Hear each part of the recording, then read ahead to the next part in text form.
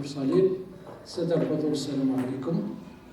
أتشرف برئاسة هذه السيسيون بوستير مع الدكتور بن شيخ، ولذلك ندعو كل من السادة بن موسى سمير، عايب نفع، كاكرا سفيان، الزقار الشوقي صالح الدين، هوام هدى، فرنان علي، مساوي مفيدة دو فوا، الابليكاسيون دو فوا، والعيمش عبد الحليم.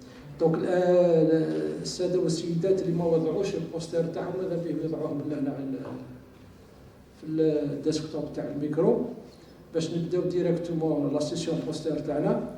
دونك عطاونا 5 دقائق بور شاك سيسيون.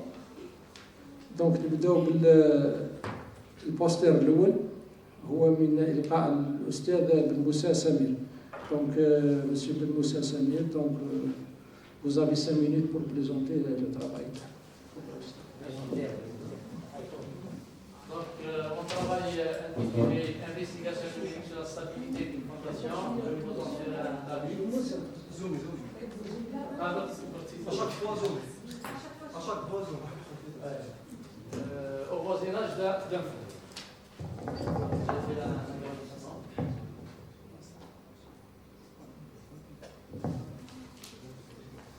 Donc je passe directement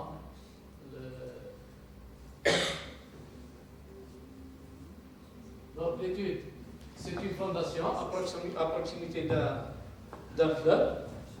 Donc généralement les fondations à proximité d'un fleuve, c'est un talus. Donc une fondation sur un talus, l'analyse d'une fondation sur un talus bordant un canal. Donc le but visé, c'est de proposer l'aspect de connaissances liées au calcul des charges susceptibles de conduire à la rupture. Une particularité à prendre qui prend en considération l'effet de la vidange rapide et de la vidange lente. Donc c'est une fondation. Généralement c'est une fondation d'une culée d'un pont. Donc je passe directement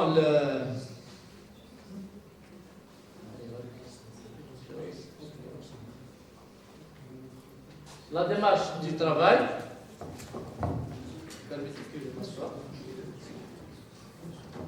Le cas étudié est une culée de pont bordant un canal. La culée est soutenue par une semelle filante de largeur V, reposant sur un limon en pente d'épaisseur H, surmontant une couche de gravier d'épaisseur suffisamment grande. Donc c'est une analyse numérique. Les conditions aux limites, et je prends le schéma. Donc les conditions aux limites sont prises suffisamment loin pour que les mécanismes de rupture ne les interceptent pas. Les déplacements pour les limites inférieures, le déplacement vertical et horizontal sont bloqués, et pour les limites verticales, la limite verticale, le déplacement horizontal il est bloqué, par contre le déplacement le déplacement horizontal est bloqué, et le déplacement vertical est libre et le déplacement horizontal est bloqué. Donc la première phase de calcul consiste à faire un calcul plastique et vérifier la stabilité du talus en son propre poids. Un coefficient de sécurité a été déterminé égal à 1,88. Dans ce cas, le talus il est stable. On note, je prends une note dans cette première phase que aucune contrainte horizontale n'est tolérée. Donc, les conditions, la déclaration dans les conditions initiales, on prend que la contrainte horizontale est nulle.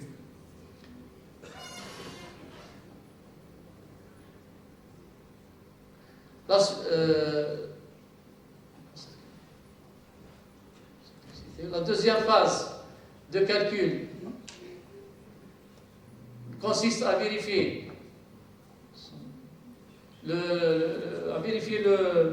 La deuxième phase de calcul consiste à vérifier la stabilité de talus sous le chargement de la fondation.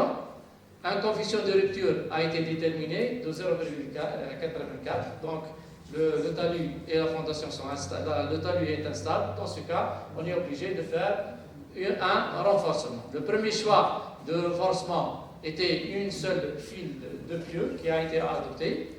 Dans ce cas, le coefficient de sécurité qui a été déterminé, qui est de 0,94, donc c'est insuffisant. On est appelé à faire un deuxième renforcement, et cette fois-ci par une deuxième file de pieux. Donc un coefficient de sécurité qui est égal à 1,83. Donc le talus sous ce type de charge de renforcement est stable. Et on passe à la vérification de la vidange rapide et de la vidange lente. Le but, c'est ça. En ce qui concerne la vidange rapide, le calcul se fait en considérant le cas d'un sol non drainé. Les conditions de vidange sont traitées à partir de calcul des réseaux d'écoulement correspondant aux nouvelles conditions aux limites hydrauliques, c'est-à-dire le potentiel hydraulique du côté amont est inchangé et du côté canal est abaissé. Un coefficient de sécurité qui a été déduit de 1,4 et dans les zones de traction au-dessus de la nappe phréatique, la saturation elle passe de 100% à 0%. En ce qui concerne la vidange lente, dans ce cas, le calcul se fait en considérant le cas d'un sol drainé et on redéfinit les conditions hydrauliques, c'est-à-dire que les deux niveaux vont être abaissés, amont et aval. Un coefficient de sécurité dans cette fois-ci qui est égal à 1,24. L'écart relevé avec la valeur obtenue lors d'une vidange rapide est attribué au rôle de bénéfique exercé par les surpressions, des succions qui se développent dans la couche de limon lors de la vidange drainée.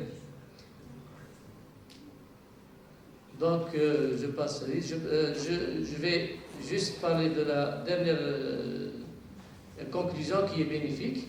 Dans le cas de la vidange rapide, il est à vérifier, donc il est vérifié que la condition de déformation à volume constant provoque des surpressions interstitielles dans la couche de limon. Et sur ça, je termine. Merci, Monsieur le Président. Monsieur Moussa. Donc, j'invite Monsieur Ray Binafa.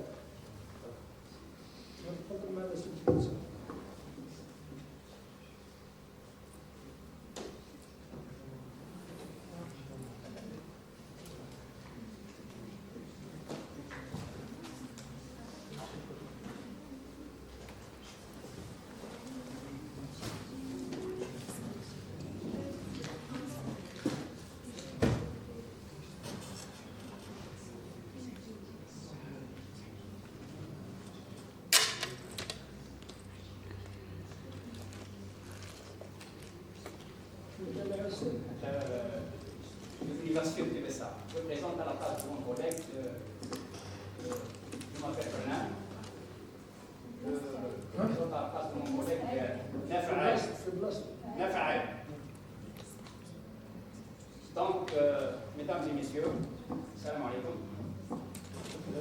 Je suis ravi de présenter devant vous cette communication intitulée Optimisation de l'utilisation durable des sédiments de dragage dans les infrastructures routières. Cette recherche expérimentale s'inscrit dans une démarche visant à approfondir la caractérisation géotechnique, la caractérisation d'un matériau complexe. Elle revêt une importance durable pour déterminer la viabilité d'assises des routes. Le barrage soulève des enjeux majeurs en matière de gestion des sédiments issus de dragage, tant que pour les barrages que pour les cours d'eau. Une approche intégrée s'impose, prenant en compte les dimensions économiques et écologiques. Le barrage de Moulj Belbel, situé à la wilaya de Tébessa, constitue le point de départ de notre étude. Sa pertinence réside dans l'examen du comportement mécanique du sédiment de son dragage. L'objectif de cette recherche est le traitement du sédiment de dragage par la chaux et le ciment, ou bien la chaux et le ciment ensemble. Ce travail nous permet d'étudier 3 points essentiels: le comportement mécanique du sédiment de dragage de barrage de Wujid-Melag, de rechercher une méthodologie de gestion des sédiments qui sera draguée du barrage, de proposer aussi des formulations économiques, compétitives et faciles à mettre en géotechnique. Voilà, nous avons préparé 10 formulations. Je vais zoomer.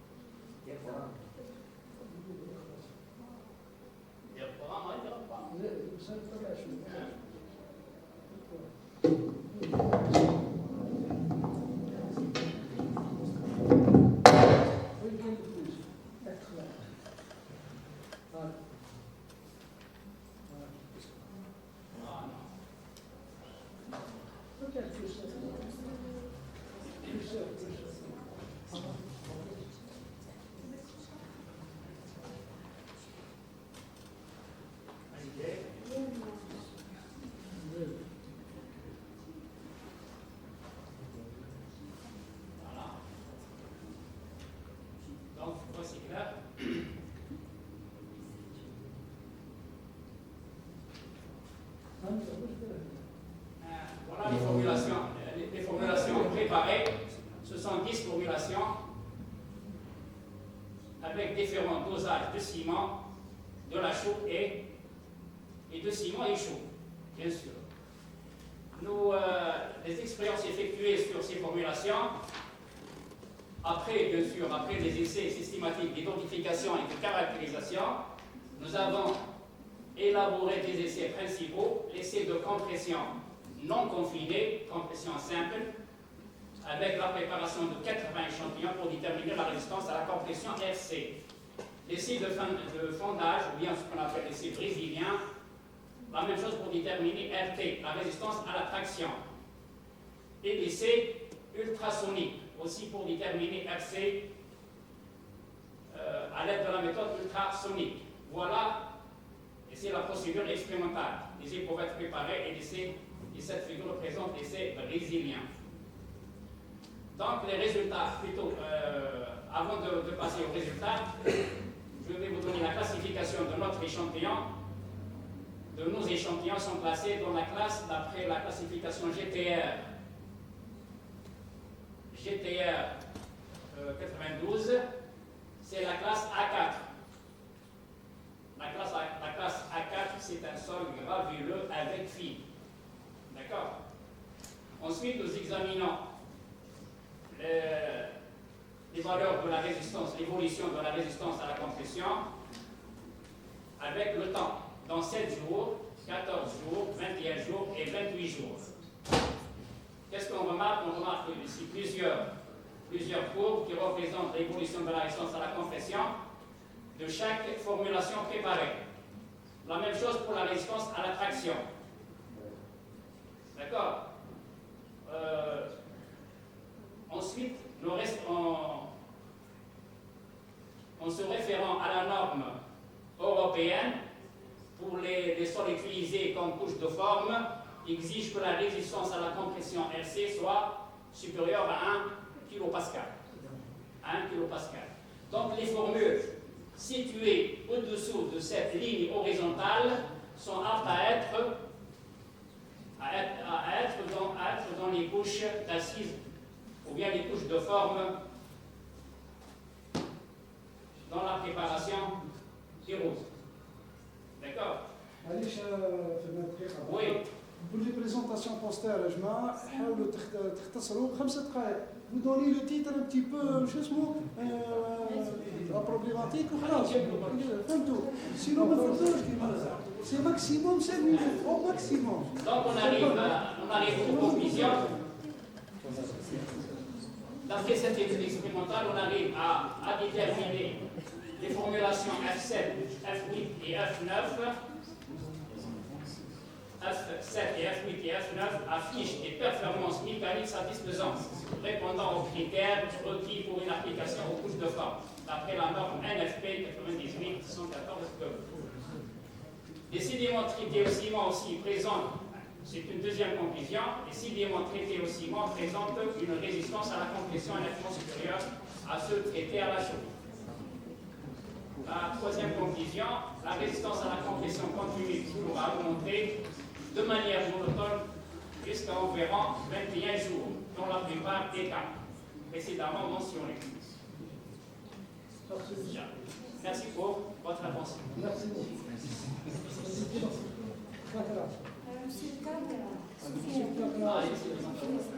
Monsieur le cadre Soufiane.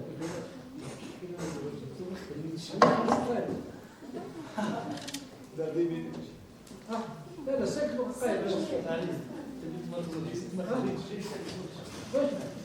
خلينا كور بروبليماتيك راسي ما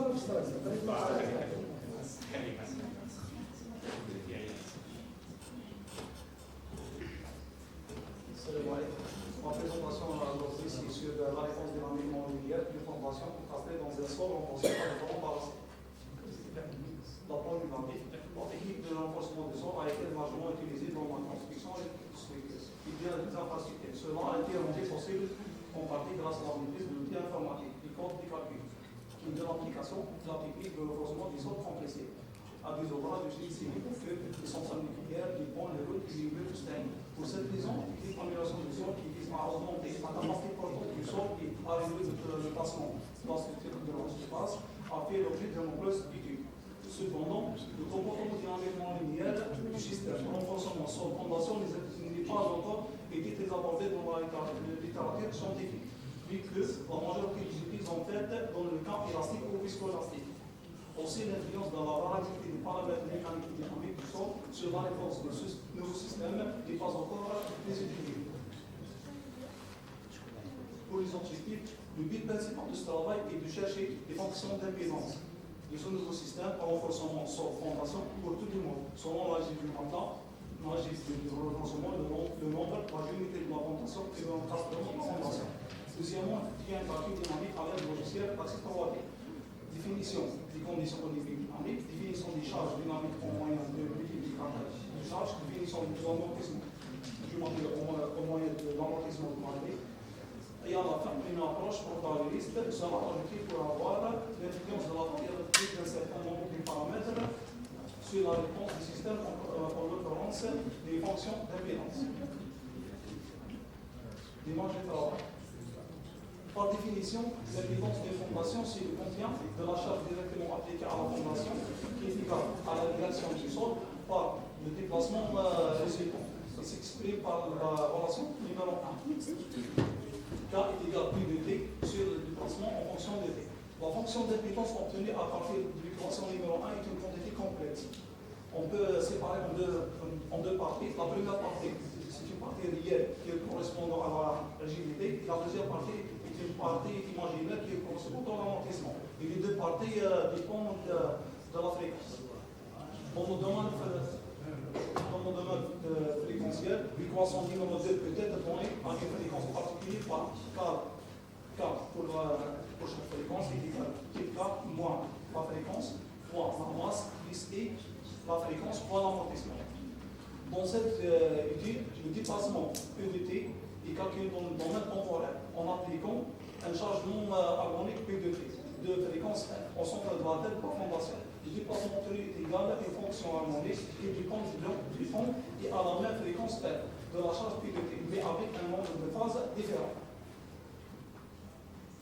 Pour obtenir le déplacement de notre fréquentiel, on peut utiliser l'FFT. C'est la transformation rapide de Fourier.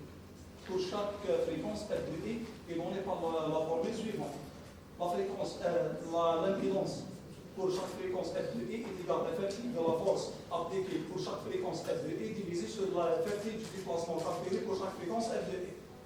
La figure suivante présente le modèle modélisé. J'ai modélisé deux cas. Le premier cas, c'est le cas linéaire élastique. Le deuxième cas, c'est dans le cas non linéaire. J'ai utilisé le modèle biologique HSM Small. Les résultats, jusqu'à maintenant, j'ai trouvé juste les déplacements verticaux en fonction du temps dynamique, sans et avec amortissement.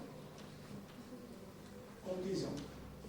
Les résultats obtenus ont montré que la prise en compte de la non-linéarité du sol joue un rôle important sur la réponse dynamique de la fondation. De plus, la considération de l'interaction sol-structure dans l'analyse du comportement dynamique des fondations permet de prendre en considération d'une manière réaliste l'influence du sol sur ces équations. Merci. Vous avez salué, très salué.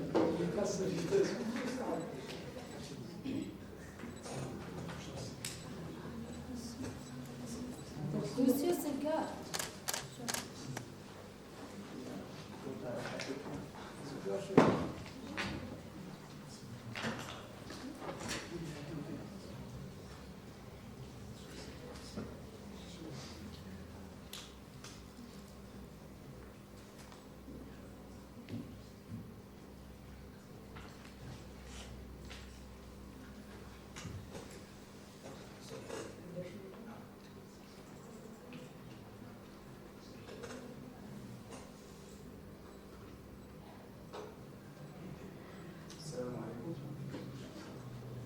I'm about to present this work entitled Contribution of the Study of the Stability of an Expensive Soil by Adeline.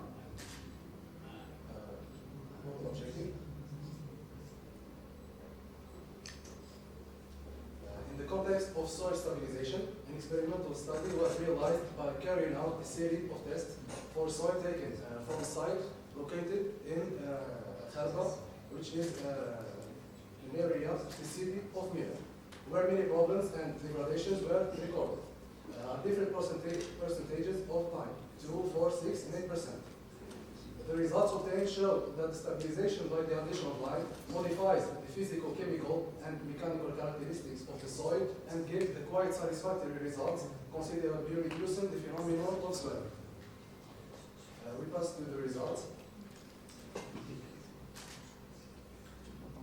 Figure 1 and 2 present the variation of the Atterberg limits as function as the addition of lime.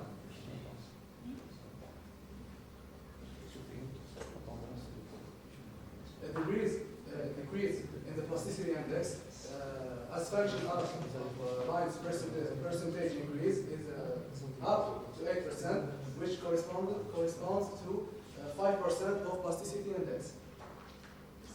And figure 3 and 4 presents the variation of the odometric parameters according or as function as the lime percentage. At 2% of lime, or 2% of lime reduces the compression index to 22.89%. In addition, the compression index continues to decrease until it reaches 18.99% in the presence of 6% of lime. Otherwise, a decrease in the swelling index was engendered by the increase of lime percentage.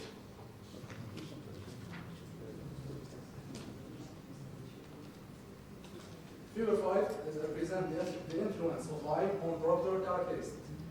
The low specific density of lime compared to the natural tested soil leads to a reduction in the maximum dry density of stabilized soil. For the conclusion, the natural expensive clay of the subject area was generally classified as a material of poor engineering properties to be used as a subgrade material. It requires initial modification and or stabilization to improve its workability and engineering properties. By the addition of lime to the expensive soil, the value of liquid limit decreased and the plastic limit increased, leading to a reduce in the plasticity index of the stabilized expensive soil. Also, we have mentioned a decrease in the swelling index and a decrease in the maximum dry density of the stabilized soil. Thank you. Thank you so much. Donc le prochain, ça serait لا فرمان Ahmed.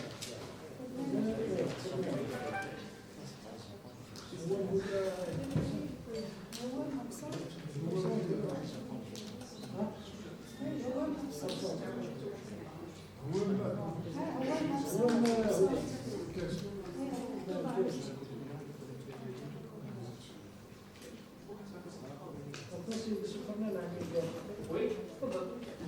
Merci. Merci.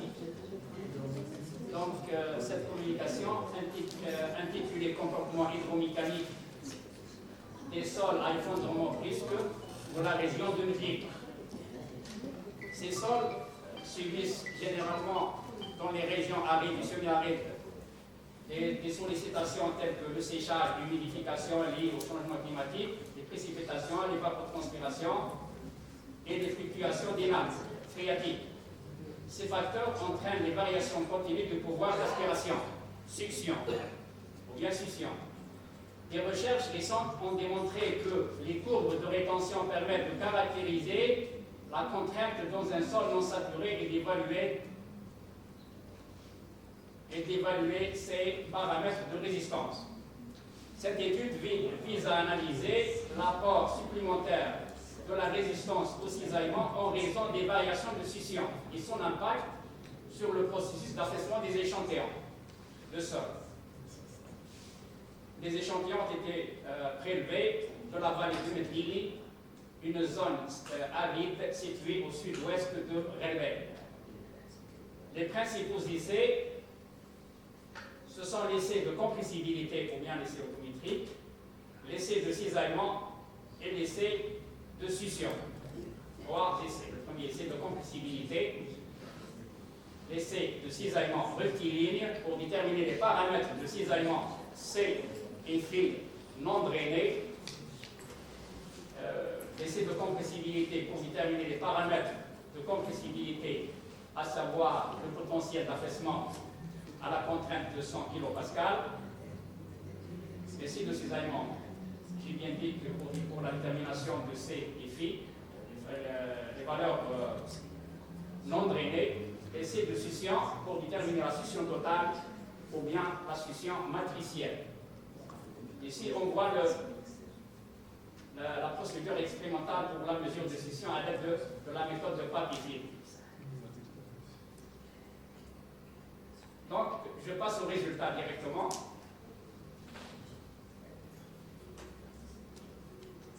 Les résultats des essais de compressibilité montrent une dégradation graduelle du potentiel d'affaissement au fur et à mesure avec l'augmentation des teneurs en eau et des énergies de compactage. Voilà, la première figure représente 3 sols, sol 1, sol 2, sol 3, avec les 3 courbes, la diminution du potentiel d'affaissement avec l'augmentation de la teneur en eau initiale. La deuxième figure représente le potentiel d'affaissement en fonction de l'énergie de compactage.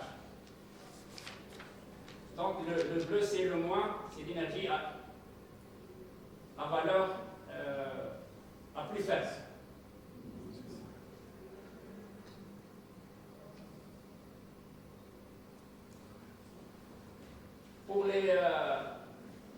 Pour les paramètres de cisaillement C et phi,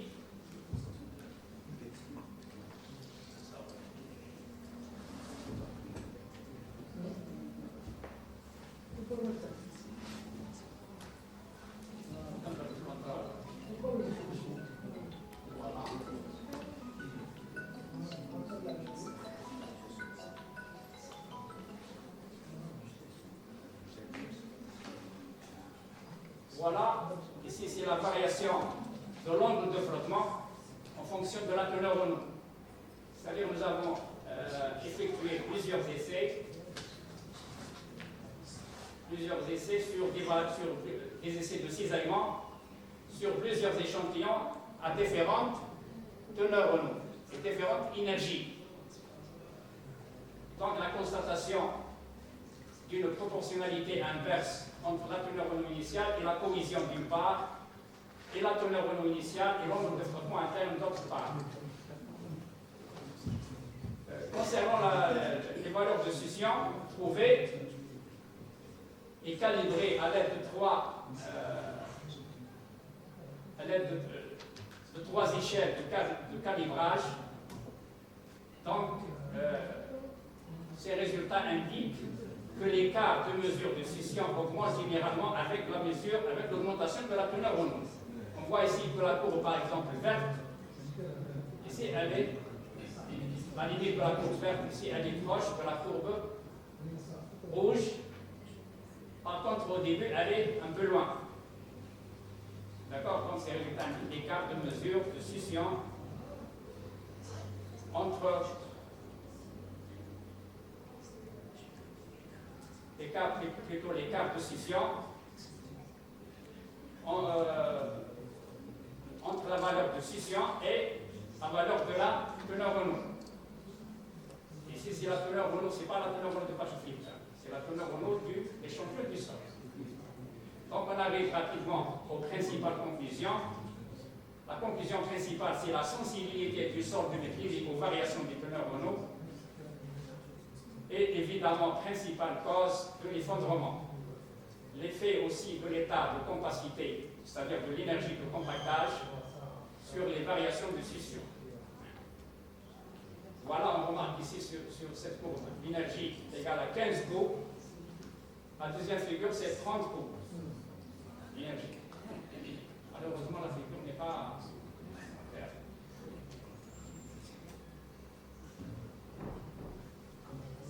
Et merci pour votre attention. Je vous remercie encore une fois, M. Maître, pour cette présentation. Donc, cette fois-ci, vous avez respecté les 5 minutes accordées. Je m'adresse, c'est Madame Moussaoui, vous avez deux communications. C'est lié au stade. Voilà, le stade, on a des communications.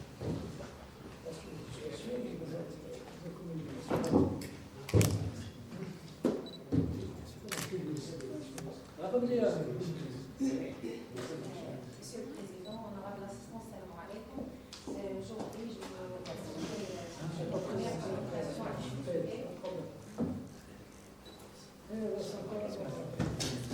L'utilisation d'un problème de glissement de terrain pour l'identification des paramètres en géométrie.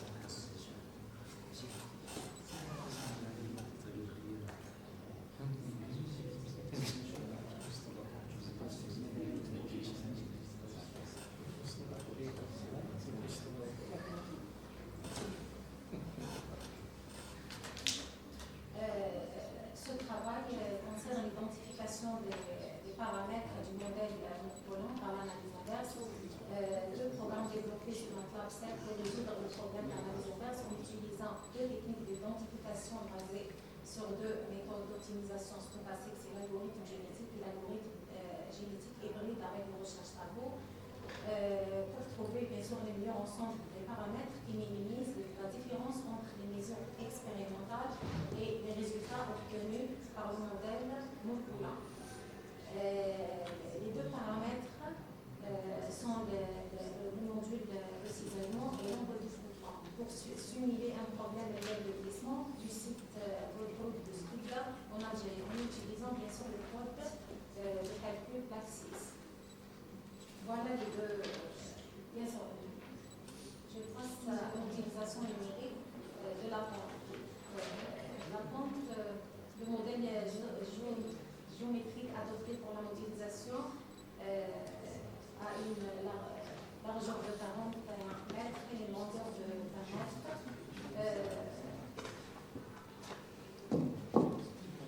Les caractéristiques physiques et mécaniques sont présentées sur le tableau. Voilà les deux schémas à vue. Je vais commencer par l'application de l'algorithme génétique. Cette méthode nous donne des résultats. Nous montre que les valeurs des déplacements calculés numériquement se rapprochent des valeurs mesurées par l'intermètre, ce qui montre que l'optimum du problème identifié est globalement proche de la solution exacte. Pour la deuxième méthode appliquée, c'est l'algorithme génétique hybride avec une recherche travaux. Nous montre que l'optimum du problème identifié est l'optimum exact du problème, ce qui traduit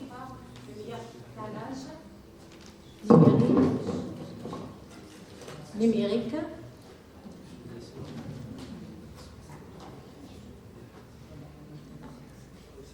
Nous montre que l'optimum du problème identifié est l'optimum exact du problème, ce qui est traduit par le meilleur calage sur les données expérimentales mesurées in situ, comme les deux figures nous montrent.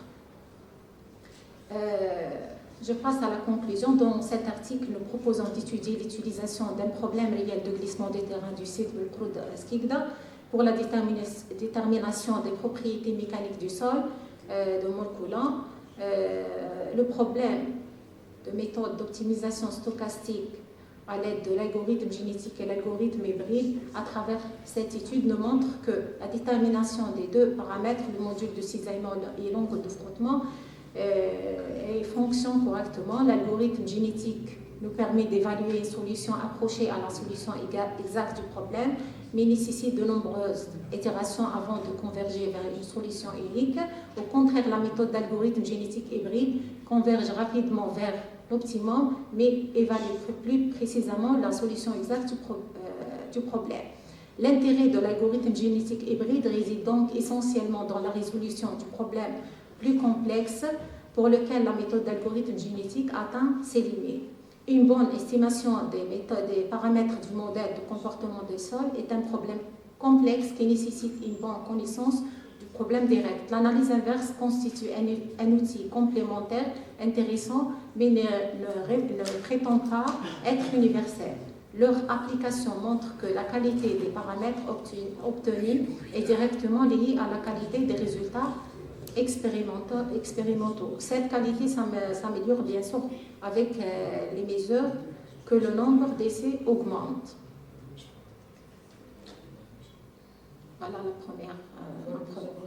deuxième présentation. C'est concernant la prévision de l'effet du frottement négatif d'un tuyau isolé sous charge verticale. Donc, ce travail théorique et numérique étudie le comportement d'un pieu isolé sous charge verticale dans un sol sableux à partir d'un modèle HSR. L'exercice est proposé dans le bulletin Plaxis 2004 et pris comme point de départ une méthodologie générale pour la modélisation numérique d'un essai de chargement d'un pieu verticaux est proposée. Le modèle numérique est établi par le code Plaxis 8 pour estimer le tassement admissible du pieu et identifier l'effet du frottement négatif dû à la mise en place d'un remblai de 2 mètres à côté du pieu. Les résultats obtenus montrent une augmentation du tassement du pieu sous l'effet du frottement négatif.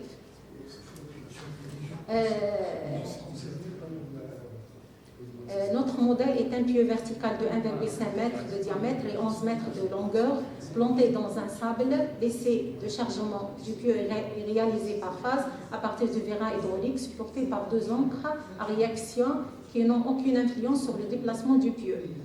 Le modèle de référence est limité en demi-espace et une extension latérale de 12 mètres à partir de l'axe de la structure descend verticalement à 20 mètres. Voilà le modèle adopté.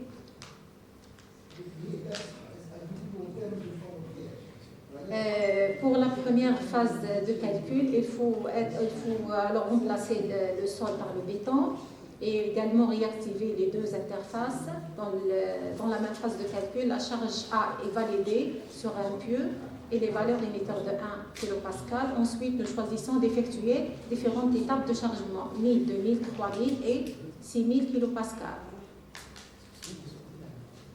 Le maillage déformé peut être obtenu sous un chargement de 6000 kPa. Le tassement du pieu est 214,66 mm. L'état limite est sûrement atteint. Pour interpréter ce résultat, il faut tracer la courbe de chargement présentée sur la figure. Oui.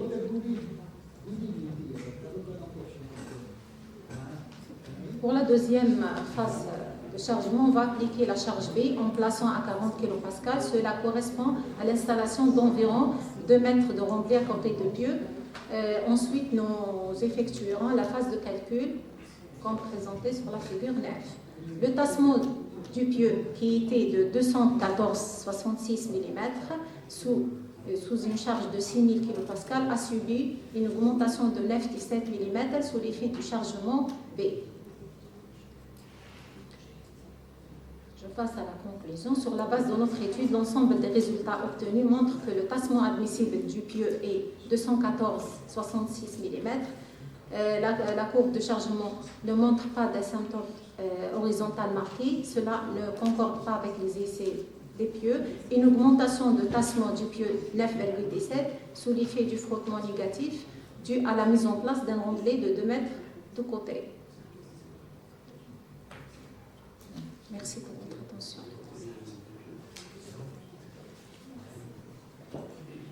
Merci beaucoup, monsieur. Donc, je pense que la dernière présentation, c'est monsieur. Oui, monsieur.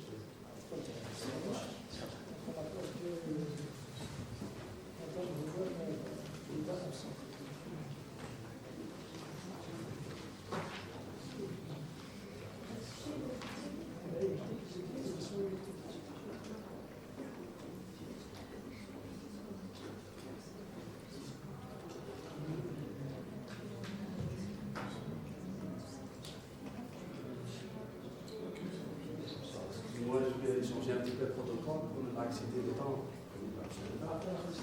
Oui. Ladies and gentlemen, Mr. President, good afternoon. My name is Abdurrahim Lamash. I'm a civil engineer and a PhD student at the University of Lausanne. I'm here today to talk to you about the work I did. Entitled Analysis of Compaction on Static and Dynamic Compaction.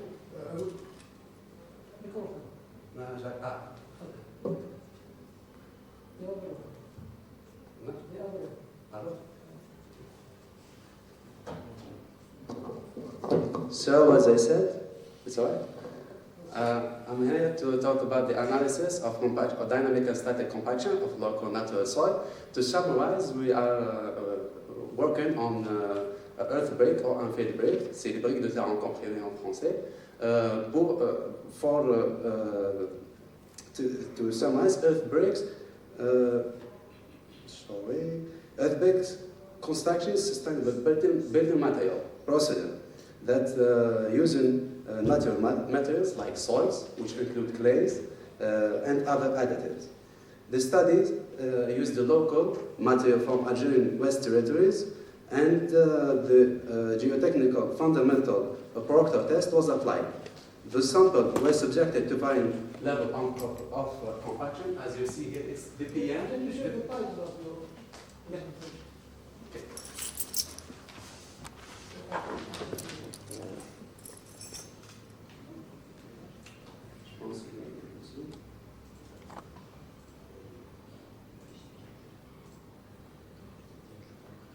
It's the experimental analysis of dynamic and static compaction of natural local raw soil. Okay? So as you see here, DPM is the modified Proctor, PN is normal Proctor test, and 4 and 2 megapascal is the statical compaction test. This static compaction is at the rate of 1 millimeter every 1 minute, and this test will give us the key parameters, which is the water content, the optimal water content, and the optimal density. This key parameter will let us know which soil we are going to work with for future experimental other tests regarding thermal, hydrothermal tests, and the resistance test. As you see here, the density is sèche, or dry density, maximum dry density for the PM plus 25 logs give us the maximum dry density for the selected soils, and the minimum dry density is for the static compaction up to 2 megapascal. So we are, from these test results, we have chosen to go with the 4 megapascal, the normal Proctor, and the modified Proctor with 24 logs, because they give us a sort of good key parameters for the choice of the soil for the future experimental analysis and test. Thank you. Just to summarize for the Okay, thank you so much. Donc, je vous remercie pour cette présentation, il était très bref. Donc, j'applique tout ce que nous avons présenté ce soir. fois. Donc j'invite M. Ben Moussa, M. Fernand, 3 fois, 2 fois, M. Kakra, 1 fois, M. Zebda, Chofi et Mme. Donc si vous avez des questions, donc juste avoir 1 minute à 4 minutes. Donc comme ça, on va raconter. Je tiens à remercier durant sur le temps les collègues qui ont été brefs pour cette présentation. Donc, est-ce qu'il y a quelque chose à rajouter? Donc s'il y a une question, on va trouver. Une question pour chaque personne. Tafadal Oustad. Bon. Oui, je remercie tous les... Ah, vous avez une question pour tout le Non, monde? non, je remercie tous les communicants pour la qualité du travail qui sera présenté. Ma question, c'est à M. Daïch de l'école de Tlemcen. De l'école nationale polytechnique à Alger, la poste de radiation, c'est l'école de Tlemcen, les sondes scientifiques, etc. C'est-à-dire, est-ce que c'est un essai dynamique ou bien c'est un essai cyclique, statique, lentement répété? Ça d'une part, d'autre part, il y a un écart dans les courbes de saturation. Vous avez mentionné 85% et 100%. Donc il y a une grande plage entre les deux. par rapport au cours de saturation. C'est-à-dire de préférence, utiliser une troisième valeur, c'est-à-dire intermédiaire entre 85 et 100%. Par exemple, 85, 95 et 100%. Comme ça, vous trouverez. Mais ici, je pense bien que c'est un essai cyclique, monsieur. C'est un essai statique lentement répété. Oui, c'est comme par exemple entre les essais dynamiques et les essais statiques avec un moule qu'on a déjà dans un laboratoire pour justement appliquer la densité sèche dynamique et la convertir en densité sèche statique. Tu as utilisé les cours Proctor normal, Proctor modifié. Proctor normal, modifié. L'utilité des autres courbes, c'est-à-dire. Les autres courbes, c'est le début de travail. Pour avoir une brique finale, une brique de terre comprimée, il faut bien choisir le sol de cette brique, le sol. Pour le choix des sols, on a des paramètres clés. On a la densité sèche optimale, la teneur optimale pour les compacter sur site. On va balayer tous les choix qui sont dynamiques ou bien statiques parce que la compresse en fait c'est manuel. Pour avoir des briques à des densités bien spécifiques, par exemple à 10 grammes par centimètre cube, je dis un exemple, il faut bien valider les tests dynamiques et statiques pour avoir les clés paramètres pour aller justement pour les tests de résistance. Pour confectionner les briques. Et pour contrôler la pression, de quelle manière? Je me suis emporté après. Excusez-moi. On va terminer après cette discussion. Merci. Pour rattraper le temps. Pour l'utilisation des sédimentaires au niveau de la couche de forme. Oui. ومن بعد درت التريتمون لا شو بالسيمون. Oui. وانا ما خدمتش برك بالسيديمون من بعد نعاودو ريكونستيتيو برك نعاودو نديرو له نوفيل غرانيلوميتري دان سول ريكونستيتيو وبرك نشوفوه بوتيتر يطيح لنا خير من ما نزيدولوش السيمون. باسكو دي فوا لي سيديمون تاع لي باراج يقدروا يمدوا لنا باسكو عندك غرانيلوميتري كوم ما كتبتش شفيت قلت فيها دي فين. دي فين وفيها دونك عندك ان فيزو برك ينقص لك بوركو ne pas reconstituer surtout en couche de forme. Vous voulez qu'on veut jouer sur cette couche, Voilà. le déficit de cette couche. Sans passer par le traitement. Ça peut être une variante. Ça peut être une variante ou bien un autre axe. Parce que au niveau du GPR تحت A4. Oui, A4, oui. Les films, je بزاف شوية. شوي. Donc نقدروا نعدلوا la reconstitution تاعنا تاع le sol avec des matériaux. Ça dépend, une coûteuse aussi. Vu qu'il faut avoir une étude comparative entre le traitement à la chaux et au ciment ou bien au changement de... داروها اخرين داروها في لا ار 3 في واحد الترونسون عندهم لا ريكونستيتيسيون برك تاع لا كوش دو فور. يعاود لا باز هذيك. اي لا باز تجينا في لا كوش دو فور نقصوا لها في ليبيسور تاعها ونعاودوا نكلاسيوها في الجي تي ار طيح لنا الكوش دو فور ميو كو دو لا. C'est-à-dire des corrections. فوالا. Nous faisons des corrections. هم داروها خدموها في لا ار 3 وسا دوني دو بون ريزولتا. Merci madame. Donc c'est une dernière question. Donc il n'y a pas de question. Bon, ma question est pour monsieur Toulon. Quel est le problème visé par le deuxième thème? Oui, effondrement brusque. Est-ce que quel est le problème? C'est-à-dire le problème visé par ce problème, c'est l'étude des paramètres de résistance, la cohésion et l'angle de frottement, en fonction de la scission et en fonction de la teneur en eau. Donc, ما كانش ensemble un problème cité, par exemple un glissement, enflement. Non, ce thème. C'est général. Non, c'est pas général, c'est la caractérisation et l'étude des propriétés hydromécaniques d'un sol réel, d'un sol, des échantillons qui étaient prélevés, sol naturel, de méthylie. Ce n'est pas un sol reconstitué, c'est un sol naturel. C'est-à-dire nous avons fait une étude de caractérisation, ensuite la partie hydromécanique.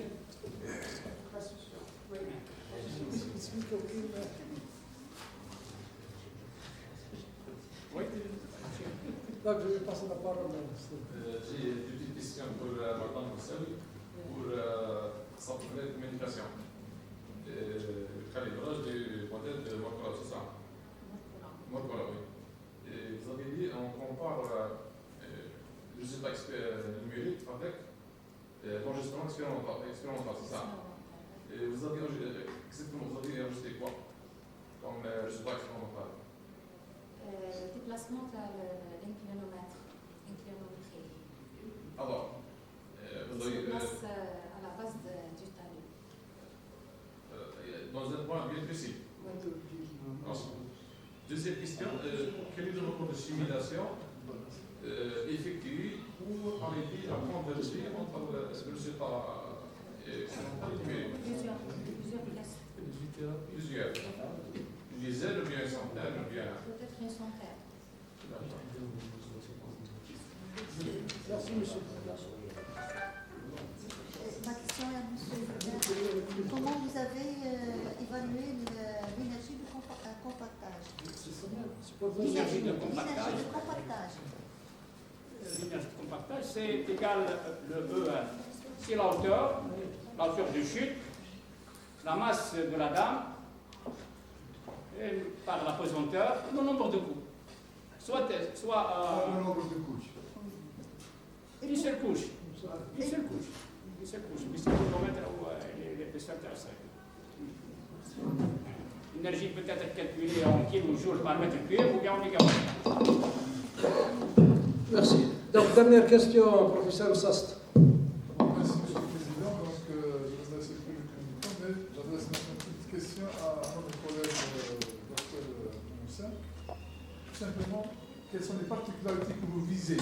Ici, par le voisinage d'un fleuve. Voisinage, oui. C'est-à-dire,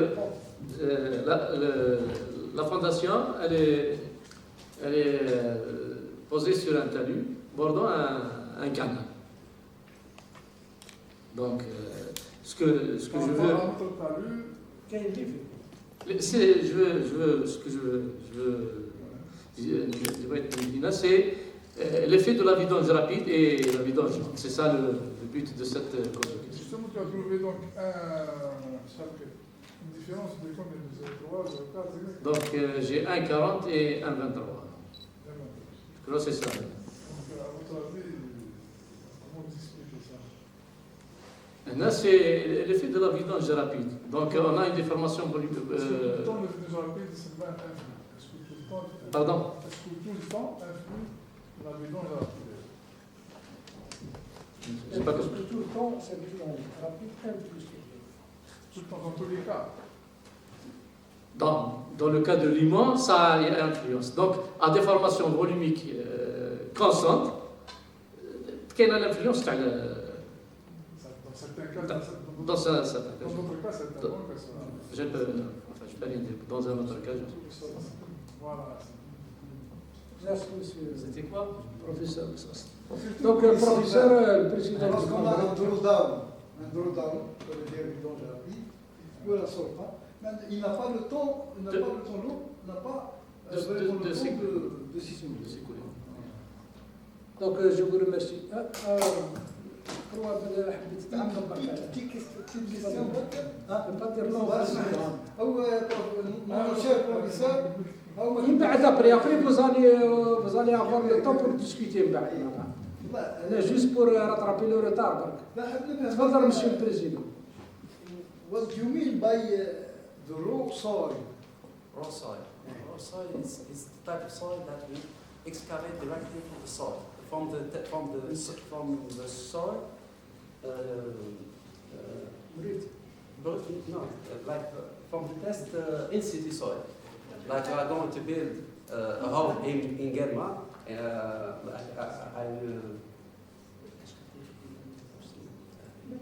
Benjarra. We want to build a home in Benjarra.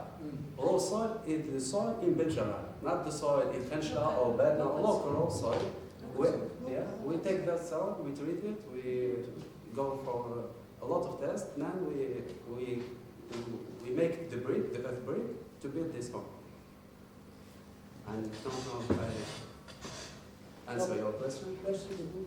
Donc, je remercie les communicants.